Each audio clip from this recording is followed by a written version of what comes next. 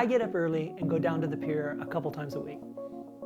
I feel like my heart and mind are the most alert early in the morning, and all the normal chaos of life hasn't quite started yet. And so it allows me to just simply spend time with my God. I started really following my heart's calling at Calvary Chapel, Santa Barbara when I came alive in Christ. I was the janitor, worked for the church for about 6.5 years, and then they sent me to Vail, Colorado, of all places, to start a church. After 20 years of God doing great things in Vail, Colorado, He moved me back right here to my hometown and allows me now to be the senior pastor at Calvary Chapel, Santa Barbara. My hope for this morning show is that we'll be able to reach folks right in their home in the time of great need. And so I love the idea of us bringing some life and some love and some hope right into living rooms and homes in our city. It's a blessing to have you with us. We love spending time together. We always start with a little time of worship with Pastor Adam. He leads our heart before God and we lift that up. And then we're going to be spending time in the Word. We'll be in the Gospel of John again, considering Jesus as our advocate. Really what we do is we come face to face with grace as we open this Word. So I hope you're excited about it. I'm looking forward to spending this time with you. Let's go to Adam now on the patio. Good morning. Great to be with you. Today we're going to start off with a song of prayer. And I love this song because it truly gets our heart centered and asking the Lord to come to purify us, that we would be found pure and righteous before Him, that we would be a generation that seeks after our King, after our God with all that we are and all that we have. This is called Clean Hands.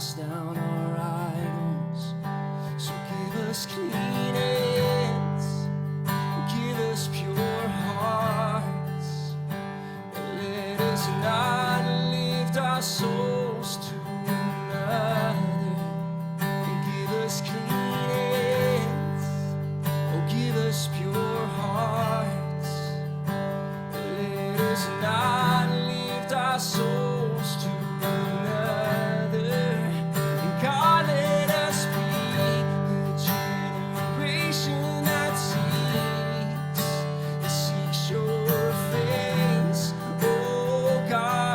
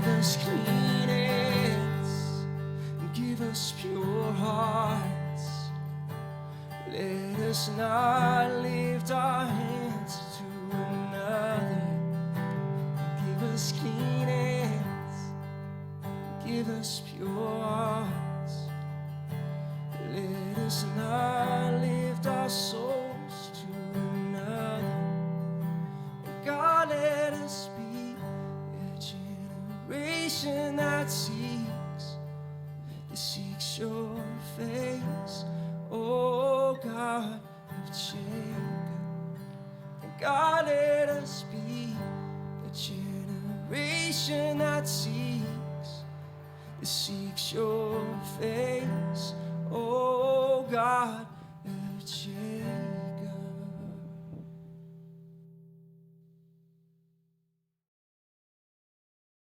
Thank you so much, Adam. We always start our show with spending time worshiping our God. I hope that's something that maybe you take into your week, and that throughout the week you look for worship music and just play it in your house or play it in your car and allow your heart to be lifted up to the King. I can't get enough of it. It's on most places in my house and when I'm studying, and it just lifts my heart before my King and reminds me of who he is. This morning we're going to be in the book of John, or the Gospel of John. This account allows us to really see the person of Jesus Christ and who he is. Not so much just all the different actions and miracles and things that he said, but really who he is.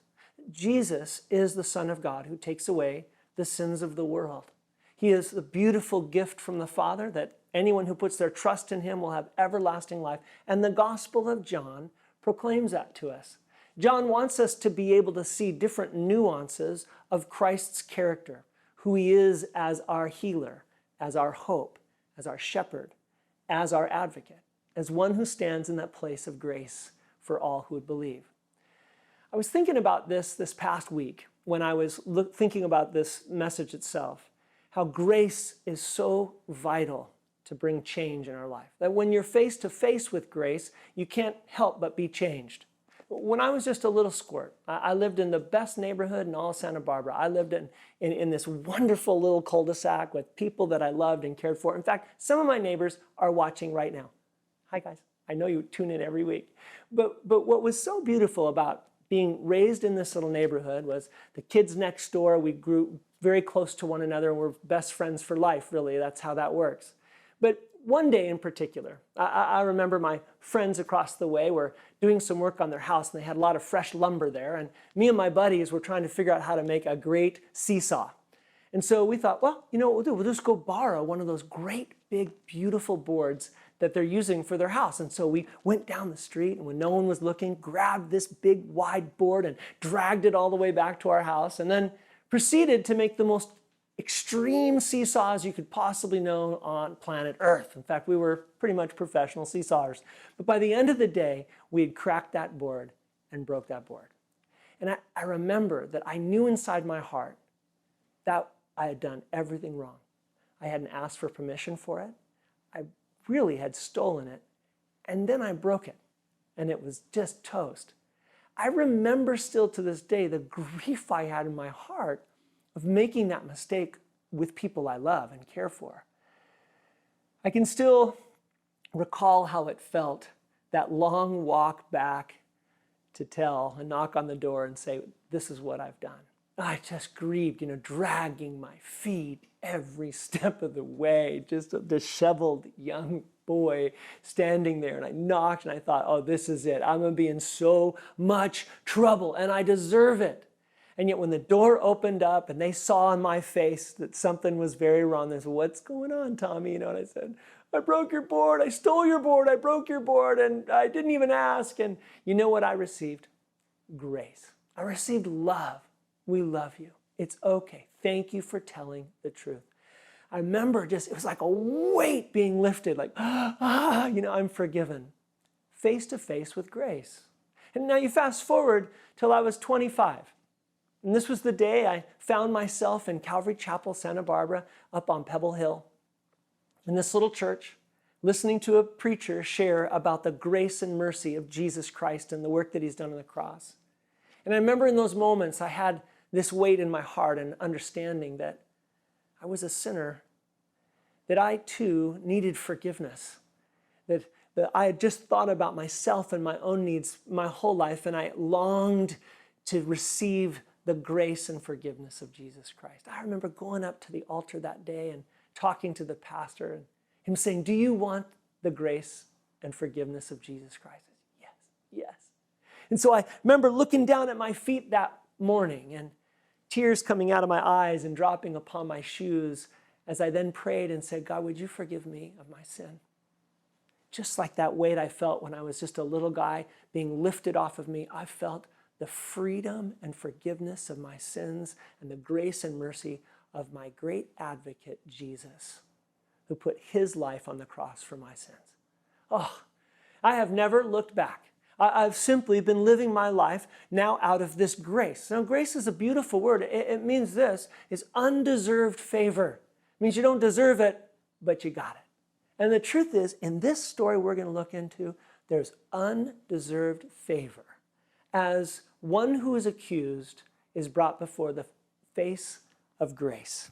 So let's look at this story together. John gives us the account of this in chapter 8 of the Gospel of John, verse 2 through 11. Now, early in the morning, he came again into the temple, and all the people came to him. And he sat down and he taught them. This was quite common for Jesus, to take every opportunity he could to be near the temple, in the temple, teaching and sharing, whether it was synagogue or from synagogue to synagogue, anywhere he could be with people and share the truth of the kingdom of heaven. Then, scribes and Pharisees brought to him a woman caught in adultery. And when they had set her in the midst, they said to him, "Teacher, this woman was caught in adultery in the very act. Now Moses, in the law, commanded us that such should be stoned. But what do you say?"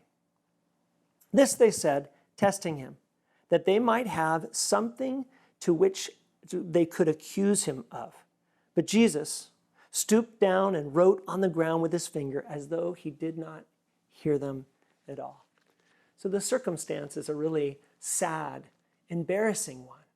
Jesus is sharing of the kingdom of heaven, and now these Pharisees and these scribes who have tried to trick him many times and tried to catch him in healing on the Sabbath and any way they possibly could to come against Jesus, right? Their hearts were already turned against him, longing to see him put to death, which we know they ultimately would succeed in that. But Jesus would beat death and rise from the dead to the glory of the Father, grace for all mankind. But they were coming to trick him. And what they do is they bring this woman, and she's caught in this brokenness in her life. The embarrassment and the weight of embarrassment to be in front of the rest of her community and then placed before Jesus, this rabbi, this teacher, and to be accused in such a manner in this way. There was quite a hostile crowd in this. Now, the guys that brought her to Jesus were wrong on every possible level, right? Should they be bringing just one of the people accused, or why didn't they bring the man as well? What were the circumstances surrounding it? How was it that they had at least 2 eyewitnesses, and you had to, in order to put somebody before the Mosaic law of stoning, you had to have this detailed account from 2 different witnesses of the very act. But here what they're trying to do is catch Jesus. They're trying to trick him.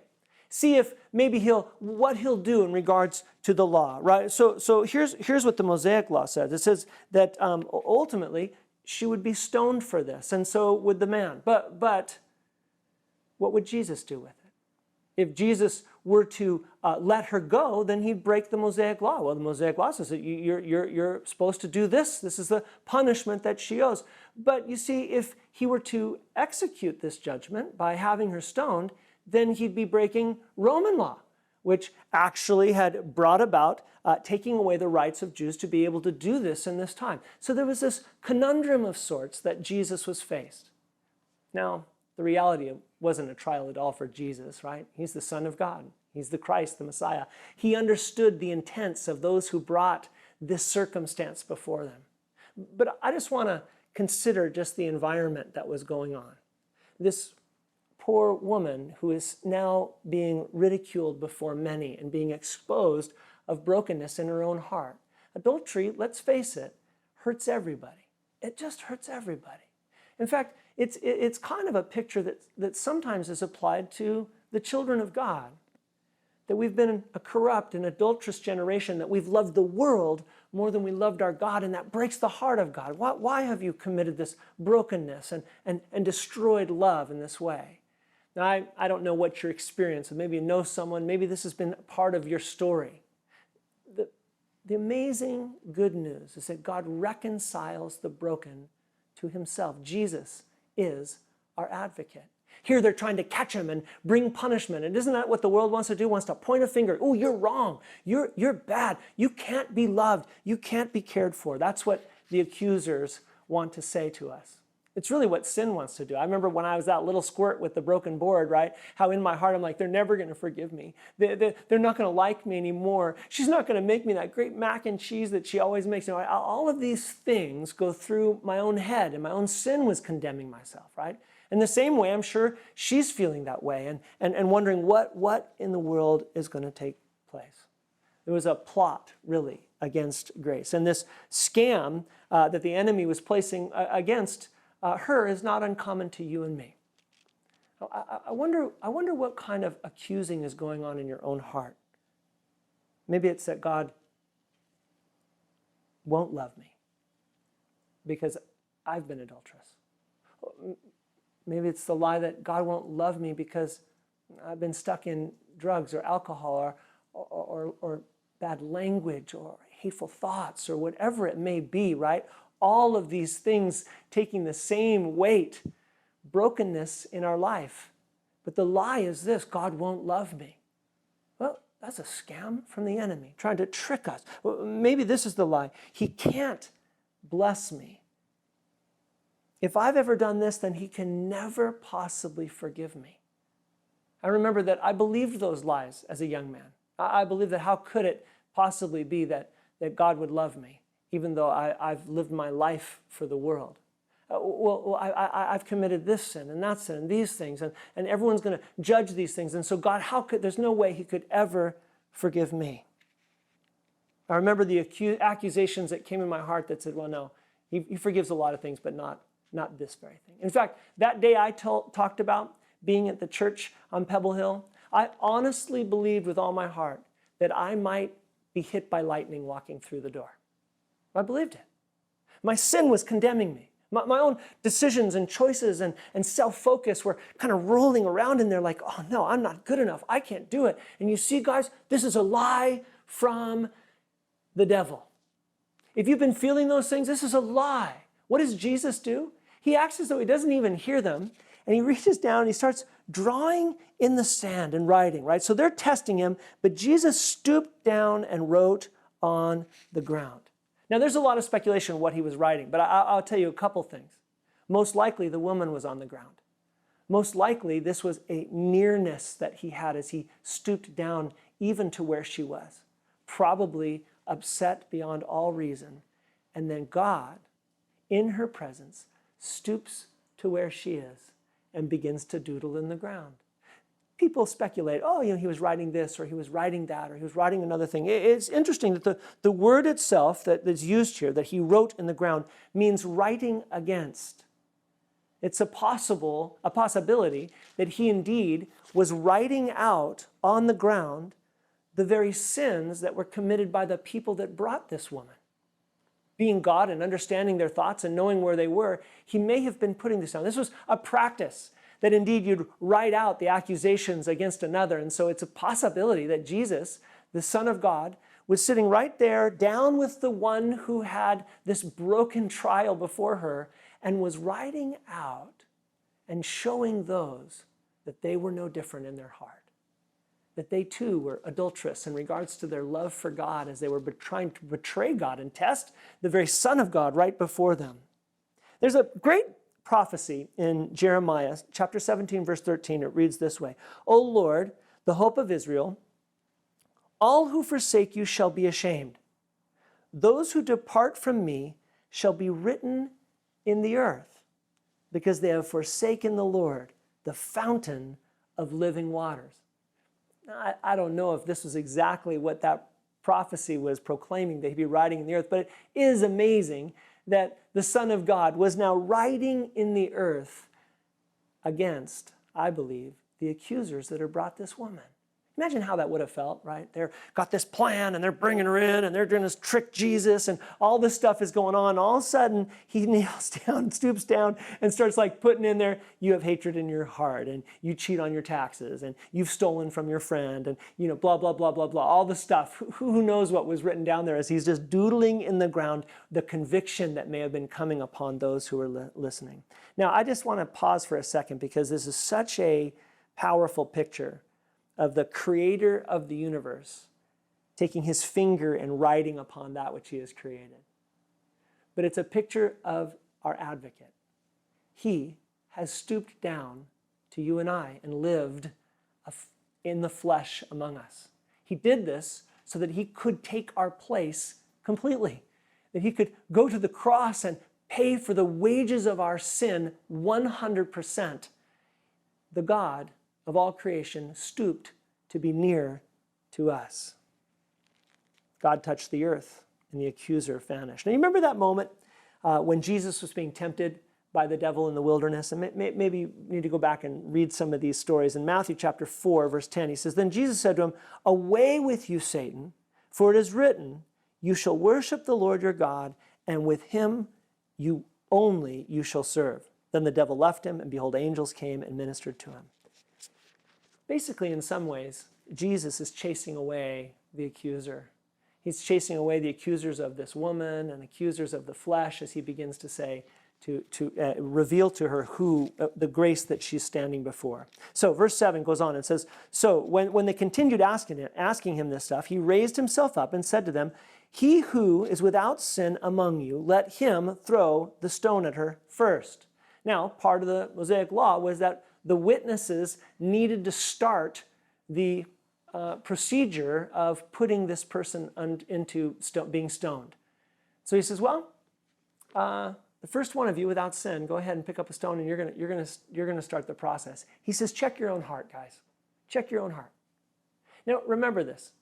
Jesus stooped down to the world to die for the sins of the world. He came to die for even those who were accusing him right there, the Pharisees and the scribes. He loves them.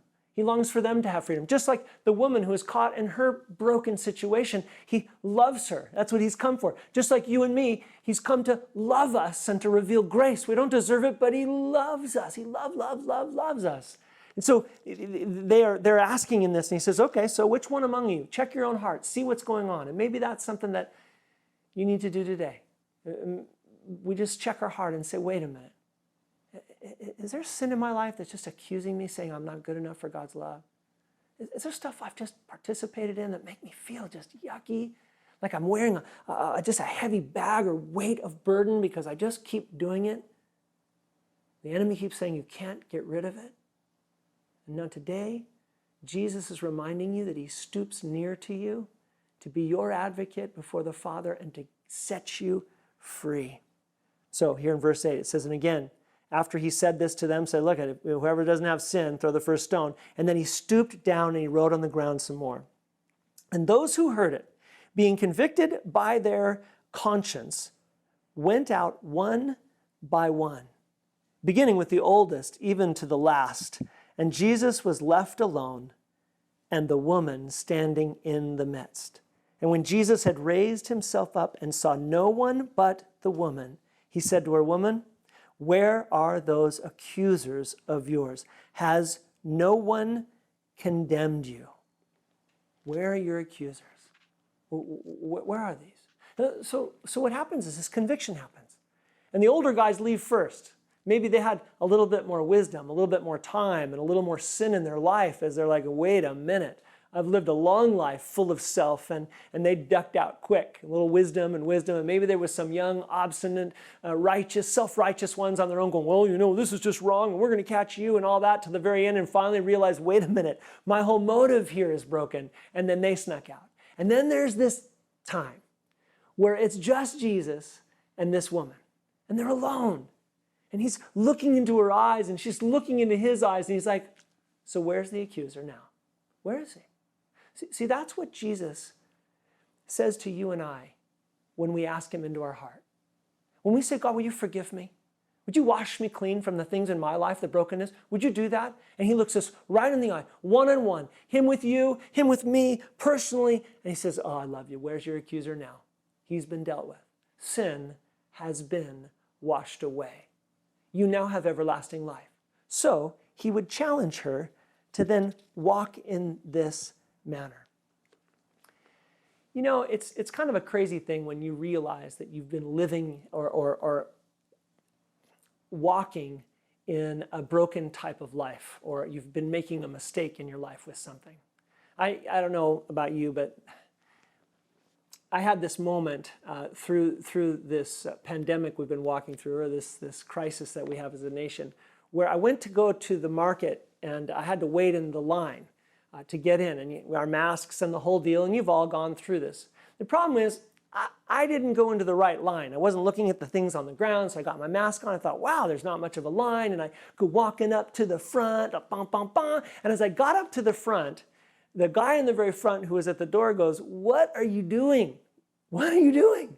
The line is over there, and you've missed the whole thing." And I turn around, and behind me are about 20 people in line with a look on their face like, "Really, bro? What are you, oh, it's all about Mr. You, right?" And I remember I looked back, and it was so funny because they were upset. Everyone in the line, maybe you were in the line that day, you were upset with me. And they all had that look on their face at me like, "You are the worst person in the world." And so I turned around and I looked at the line and I went, "Oh, I am so sorry for cutting you all off. I didn't want to just cut one of you off. I cut all of you off. Please forgive me." And what I received on the way back was laughter and love and story from every person in the line. Like, "Oh, I did that last week. Me too." It went from sadness to realizing, you know what? You're not alone in your situation. You're not alone. The challenge is, will we confess and will we quickly surrender what we have to our Lord? He stoops down to you and I. And he looks us in the face and says, "Well, where's your accuser now? I've taken care of sin for you." Will you go to the Lord today with whatever's burdened in your heart?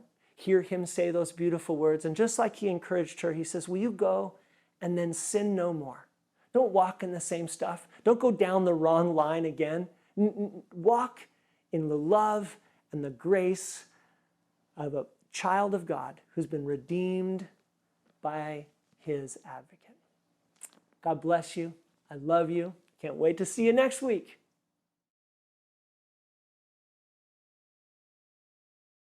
Jesus is our advocate. He does not stand as an accuser over our lives and our sin, but he raises us up. Even in our shame, he advocates for us.